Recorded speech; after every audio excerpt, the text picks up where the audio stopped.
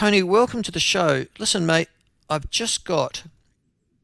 this has just been sent to me, that the Tauranga City Council are just about to, without going to the public, put two Māori ward councillors with full voting rights on their full council. When you got your Māori ward, you've only got one. Have you got one or two representatives on the Wellington City Council?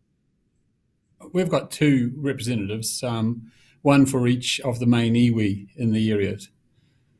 Right. So did that go? How did that happen? Was there a vote on it, or was that resolved? I think I think the last council went through a process, and they voted them on.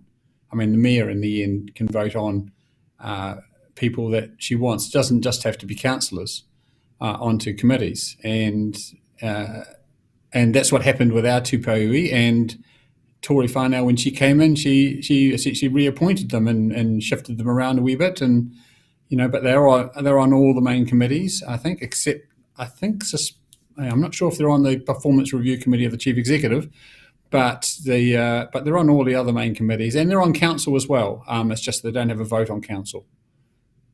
Right. Okay. Oh, they don't have a vote on council. All right. Those are the representatives, but you've got the two Māori. They're elected. They're elected. Yeah. Yeah, they're not allowed to. So we've got one Māori ward, and Nika Winera is the elected member for that.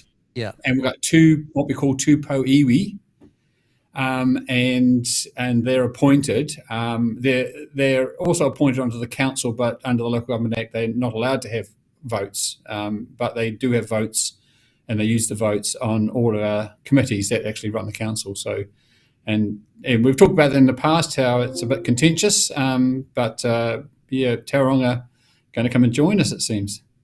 Well, the difference is that you had an election.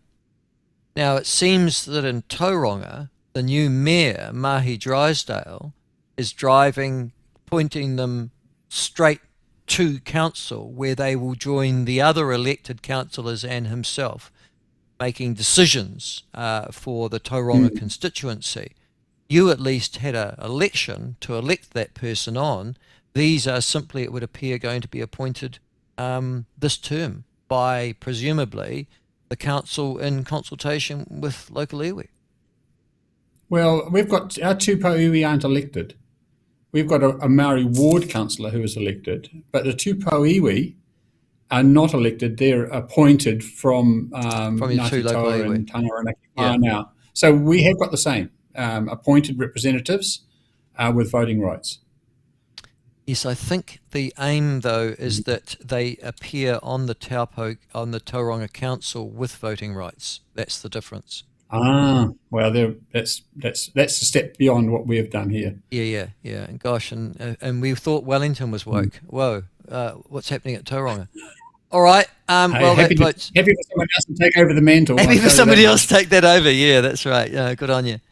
Listen, Tony. Last week, the council decided to demolish the City to Sea Bridge. Now, most people who've been to Wellington have seen that bridge over the last 20-odd years. It's all right. It's a piece of colour. Takes you from, I think, the Civic Square over to the waterfront across the is it Taranaki Quay? Is that right? Is it? Jervois Quay, I think it is. Jervois Quay, is that the key names keep changing. Okay. Whatever. We know the one. There's been a lot of public pushback, you say, about this decision. I understand the rationale as to why you're going to do it, but with all due respect, if the bridge has gone through a large number of earthquakes, including the one that knocked down a lot of new buildings that were meant to be earthquake-proof on your foreshore, wouldn't that suggest that it wasn't quite the liability that was being suggested? Oh, 100%. The engineers, look, we went through a whole process, and they've got a lot of engineering reports, good reports, and the officers even let me meet with the engineers and talk to them directly about their reports. So that's good process. Yes, that's good. Yep. And so, but the engineers said these bridges, the City Sea Bridge is safe, and nothing urgent needs to be done about it. It sits. The key issue with the bridge is it sits on an old seawall that was built in about 1895, and the seawall is enormous. I'm not sure how high it is, but it's 0.6 of a meter across at the top. Okay, and it's about 4 meters across at the bottom, solid concrete. And the key thing for me is not so much. So the bridge sits on top of it, and so it's whether or not that moves is the key issue. It didn't move because it's so old. And we had two very big, much bigger earthquakes in 1942, and people don't know much about that. But for example, the hospital at Kenepuru was demolished during that, and many other buildings were damaged. Yeah. But apparently that seawall never moved even back in 1942. So it has sustained a number of earthquakes. It's over 100 years old, and as far as they can tell, it's never moved. Now, a very big earthquake, the risk is it will move, and that's why we probably need to do more about that, and especially because it sits next to this lagoon, and they're worried that the land will, in a big shake, will liquefy and just slip into the lagoon and take the city to sea bridge. But that's a very big earthquake. That's a one in 500 earthquake. So all the moderate earthquakes, it's perfectly safe. It's only when the big one hits, and of course, when the big one hits, who knows what's going to get damaged. Exactly. I mean, the absurdity of this, of course, is that, and you've just pointed that out, that you're trying to protect people against the big one, so to speak. But for all the council trying to protect people against the big one, the reality is there'll be a whole lot of council buildings, not owned by the councils, that you would presume would fall down and collapse and kill people anyhow. Yes, well, we've already got a number of apartment blocks which are at minimal earthquake strengthening. One of the biggest problems we have is these apartment blocks. Not only do they need millions of dollars of strengthening, and the owners have to pay, but they also can't get insurance either. There are some bigger issues about strengthening than the city to sea bridge, and that's where the pushback has come. Is actually we could. Okay, so you're going to get rid of the bridge. How much does it cost you to get rid of the bridge? You said some ridiculous sum like 30 or 50 million. Is that right? Well, the do minimum, let's do minimum, they call it, I guess, which is because the bridge is connected to a building on the city side called Capital E, so it looks like it's a hill, but it's actually an underground building, and we've got to fix that as well. And all up, it's about it's about $30 million we need to spend to go and demolish the bridge, secure the Capital E building so it's not a problem, and essentially make a level crossing. So that's what was approved, was $30 million. Not the cost to keep the bridge was they've got one cost estimate at $53 million versus $34 million. So it's an extra $30 million to keep the bridge. No, 23 million. Yeah, there's an extra $30 million to keep the bridge under current costings.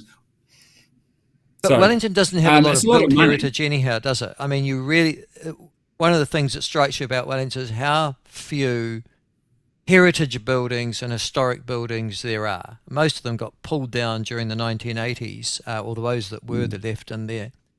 You've got a lot of, is one of the reasons that there is such local affection for that, as you say, that concrete structure, is because it's regarded as having some sort of, historical affinity with the city? It's not that old enough to have that, is it? I mean, it is. It's interesting. Look, quite frankly, when they had the terrible hand was the monument nearby. It was stuck up on top of across Civic Square. It was ugly as, and they got rid of it finally. The bridge I think, is quite ugly. It's got all this old wooden art.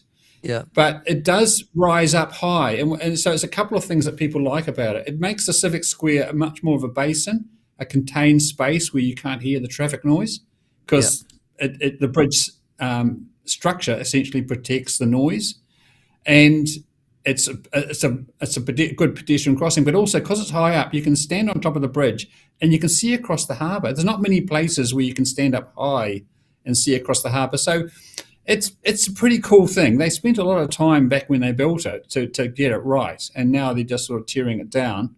And I could understand it if we literally had no money, okay? But we have money. We're spending that money on cycleways and the Golden Mile project. So as a priority, the same people who say we can't afford to keep the bridge are quite happy to spend money on these, enhancement projects, as far as I can tell. And then the public push back. So I'm reluctantly involved in it. But I just say that it's really, there's a lot of people in the council, not so much me, that are really, in the public arena, that are really up in arms about pulling it down, because nothing has to be done. This is what the engineers say. Yeah, well, that's the other thing. But they're pulling it down anyway. Yeah.